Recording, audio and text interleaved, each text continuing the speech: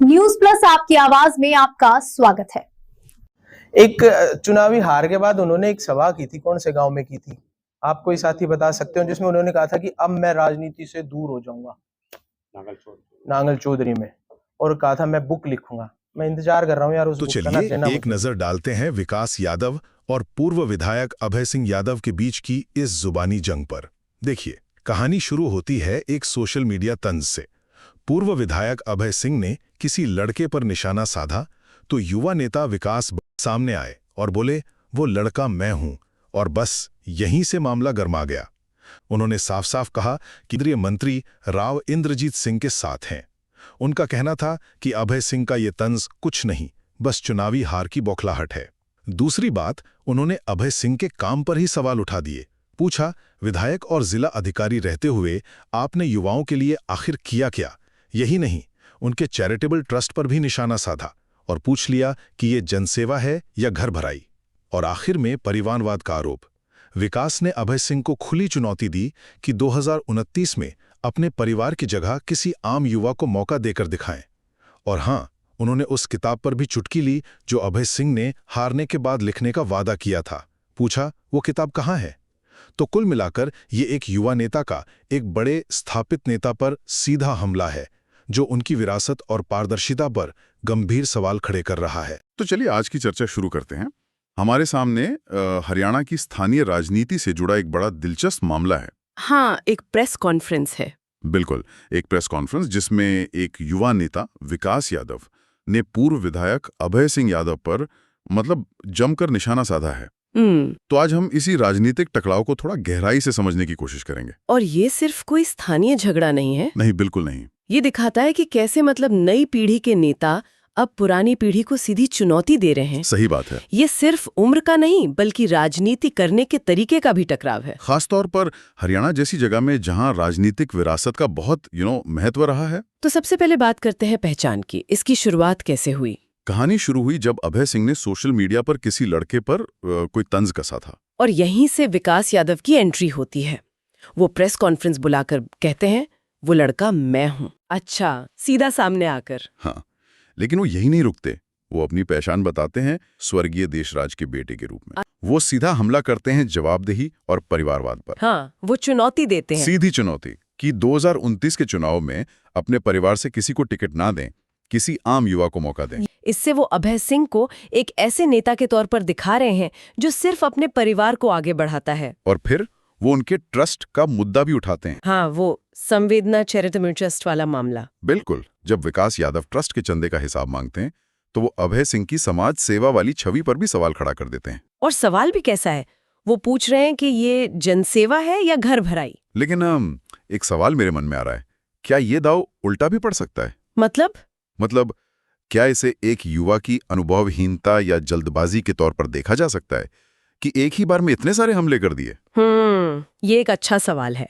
कुछ लोग इसे जल्दबाजी कह सकते हैं, पर दूसरी तरफ ये उन्हें एक निडर और आक्रामक नेता के तौर पर भी तो स्थापित करता है। हाँ, जो सिस्टम को चैलेंज करने से नहीं डरता। वंशवाद बनाम योग्यता की लड़ाई, पूरा फ्रेमवर्क तैयार कर दिया। और फिर आखिर में एक पर्सनल तंज भी है। हाँ, वो किताब वाली बात कि हार के बाद अभय सिंह ने राजनीति छोड़कर किताब लिखने की बात कही थी, और फिर वो मजाक में कहते हैं, मैं उस किताब का इंतजार कर रहा हूँ। देखिए, राजनीति में इसे ही फाइनल पंच कहते हैं। अच्छा, जरा सोचिए, एक ही प्रेस कॉन्फ्रेंस में राष्ट्रवाद, वंशवाद, पारदर्शिता और आखिर में प्रतिद्वंदी के अहंकार पर हर लेवल पर हमला किया है। हाँ, ये दिखाता है कि ये कोई अचानक आया गुस्सा नहीं, बल्कि एक पूरी सोची समझी रणनीति है। तो कुल मिलाकर ये सिर्फ एक प्रेस कॉन्फ्रेंस नहीं है। नहीं, ये एक ऐलान है। एक नई पीढ़ी के नेता का ऐलान कि वो पुराने ढर्रे की राजनीति को सीधी चुनौती देंगे और इसके लिए हर हथियार का इस्तेमाल करेंगे। सही बात है। और ये हमें एक बड़े सवाल पर लाकर छोड़ देता है। क्या? राजनीति का भविष्य यही है जहां नीतियां और विजन से ज्यादा बहस इस तरह के सीधे पर्सनल और सोशल मीडिया पर लड़े जाने वाले हमलों पर होगी। ये सोचने वाली बात है कि ये टकराव वोटर को कितना प्रभावित करेगा। अभय सिंह यादव जी ने एक नांगल चौधरी हल्के के गांव भुंगारका में एक सियासी जलसा किया था। तो मैं आप सबके बीच में मेरा परिचय करवा दूं। मैं ही वो लड़का हूं जिसकी वीडियो का जिक्र पूर्व विधायक जी अभय सिंह यादव जी ने किया। मेरा नाम विकास यादव है। मेरा गांव बड़कोदा है। मैं वर्ष 1999 में कारगिल का जो युद्ध हुआ था, युद्ध लड़े मेरे पिताजी स्वर्गीय देशराज यादव जी का बेटा हूं मैं, और राव इंद्रजीत सिंह की सरपरस्ती में नांगल चौधरी के स्थानीय विषयों में अपनी भागीदारी राजनीतिक हस्तक्षेप करता हूं। मैं पूर्व विधायक अभय सिंह जी द्वारा कही गई तंज और रंज भरी अर्गनल बातों पर विस्तार से अपनी जानकारी रखूंगा, अपनी बात रखूंगा। सबसे पहले तो पूर्व विधायक जी का मैं शुक्रिया करता हूं कि इस लड़के में ऐसा मादा दिखा जिसने उनको विवश कर दिया कि उन्होंने अपने दिल में धधकती इस लड़के के प्रति प्रतिशोध की आग और नफरत को बुंगारका के सार्वजनिक सियासी मंच से अभिव्यक्त किया। इस लड़के ने उनको बाध्य कर दिया। वो शख्स मजबूर हो गया अपने कद के साथ साथ इस लड़के के कद की पैमाइश को। फिर से एक बार पूरी इज्जत और सम्मान के साथ पूर्व विधायक जी का धन्यवाद और शुक्रिया कि आज इस लड़के का सियासी कद उनके गुरूर, अभिमान, घमंड और एहसान फरामोशी ने उनके खुद के कद से काफी ऊंचा कर दिया। इसकी वजह बने अद्भुत प्रभावशाली व्यक्तित्व के धनी मेरे महबूब नेता, राजनीतिज्ञ, भारत सरकार में मंत्री राव इंद्रजीत सिंह जी। मुझे नाज है खुद पर कि मैं राव इंद्रजीत सिंह की रहनुमाई में, उनकी सरपरस्ती में खुद का सियासी सफर शुरू किया। अब सुनो पूर्व विधायक जी, मुर्गों की नर्सरी नहीं, लोकतंत्र की प्रयोगशाला है वो हाउस। नांगल चौधरी की एक सियासी सभा में पूर्व विधायक अभय सिंह जी द्वारा जो शब्द बोले गए वो केवल एक युवा पर तंज नहीं थे, सिर्फ एक युवा पर नहीं, सभी युवाओं पर तंज थे जो राजनीति में आगे बढ़ने के लिए मेहनत कर रहे हैं। वो लोकतांत्रिक सोच, युवाओं की आकांक्षाओं और उनकी राजनीतिक स्वतंत्रता पर पूर्व विधायक जी द्वारा किए गए प्रहार थे। उन्होंने कहा कि हाउस को नेताओं की नर्सरी कहा जा रहा है और व्यंग में उसे मुर्गों की नर्सरी बता दिया। पहली बात तो साफ कर दूं, उनको जो खुद पढ़े लिखे काबिल सरकारी बाबू कहते हैं, मुर्गों की नर्सरी नहीं होती पूर्व विधायक जी, पोल्ट्री फार्म होता है। और राजनीति में नेताओं की नर्सरी नहीं, संघर्ष की प्रयोगशाला होती है। लेकिन उस हाउस के नेता का ही असर है जिनकी मेहनत से अभय सिंह जी वर्ष 2014 में सरकारी बाबू से माननीय विधायक कहलाए और उनकी एक पहचान इस इलाके में बनी। चुनाव हारने के बाद शब्द बदल जाते हैं और तर्कों की जगह तंज ले लेते हैं। जिस हाउस के प्रभाव से पूर्व विधायक 2014 में चुनाव जीते थे, तो स्वयं चिंतन करें कि 2024 का चुनाव क्यों हार गए सरकारी बाबू। आज उसी हाउस को उनके द्वारा मुर्गों की नर्सरी कहा जा रहा है। यह बयान राजनीतिक नहीं, हताशा का बयान है। 21वीं सदी का लोकतंत्र व्यक्ति का गुरूर नहीं, विचार से चलता है। युवाओं को नीचा दिखाना खुद को छोटा करना है सरकारी बाबू। जिस लड़के का जिक्र किया गया वो कोई गुमनाम शोर नहीं, वो राजनीतिक चेतना की आवाज है। जो कल तक सत्ता के गलियारों में अपने नाम की अनक दिखाते थे, आज वही शब्दों के कुंद बोथर धार से अपना दर्द छुपा रहे हैं। लेकिन याद रखिए, वक्त की अदालत में तंज नहीं, सादगी पेश होती है और लोकतंत्र में गुरूर नहीं, विचार चलते हैं। उन्होंने बहुत सारी बातें उस जलसे में, सियासी जलसे में बुंगारका में कही। उनमें से कुछ चीजें मैं आपके बीच में बताना चाहूंगा। ये तो जो उन्होंने मेरे बारे में 2 वक्तव्य दिए उनका रिप्लाई था। विधायक जी साथ साथ ये भी बता दें कि नांगल चौधरी की युवाओं के लिए राजनीतिक और रोजगार के लिए उन्होंने क्या किया और कमेटी में कितने सदस्य युवा हैं, जरा विधायक जी, पूर्व विधायक जी ये भी बता दें। और मैं साथ साथ पूर्व विधायक जी को चुनौती देता हूं कि वो अपने घर के व्यक्ति के अलावा नांगल चौधरी हलके से किसी भी आम घर के युवा को 2029 विधानसभा चुनाव का लड़ने का मौका दें। मैं वादा करता हूं, एक युवा के तौर पर मैं उस युवा का साथ कंधे से कंधा मिलाकर दूंगा, दिन रात, तन मन धन तीनों तरीके से दूंगा। साथ साथ वो ये भी बताएं कि अधिकारी रहते हुए उन्होंने जिला महेंद्रगढ़ के लिए किन किन विकास कार्यों में अपना योगदान दिया। बड़ा शौक है विधायक जी, पूर्व विधायक जी को ये कहने का कि जी नहर पे चल के पानी लेके आए हो, तो उसी नहर से, उसी पत्थर से, वहां से आगे चल के देखे, एक आगे पत्थर लगा हुआ है 2 चाणा डिस्ट्रीब्यूटरी का, 1981 में राव वीरेंद्र जी उस टाइम पे कृषि मंत्री हुआ करते थे, जिस हाउस की वो जिक्र कर रहे हैं, और उन्हीं के कर कमलों द्वारा, राव वीरेंद्र जी के कर कमलों द्वारा उस दोचाना डिस्ट्रीब्यूटरी का उद्घाटन, वो भी पत्थर लगा हुआ है। मैं आप लोगों को उसकी फोटो सहित वीडियो भी दे दूंगा। सरकारी बाबू से पूर्व विधायक बने अभय सिंह जी से मैं एक सवाल करता हूं कि वो नौजवानों के हितैषी हैं या सिर्फ अपने परिवार के हितैषी हैं। पूर्व विधायक जी का विधानसभा की कार्रवाई में हिस्सा लेते हुए जब वो विधायक थे, एक ऑन रिकॉर्ड वीडियो है जिसमें वो कह रहे हैं कि वो एचपीएससी की कार्य प्रणाली को बहुत बेहतरीन तरीके से जानते हैं, और कह रहे हैं कि मेरे पास 2 OMR शीट है।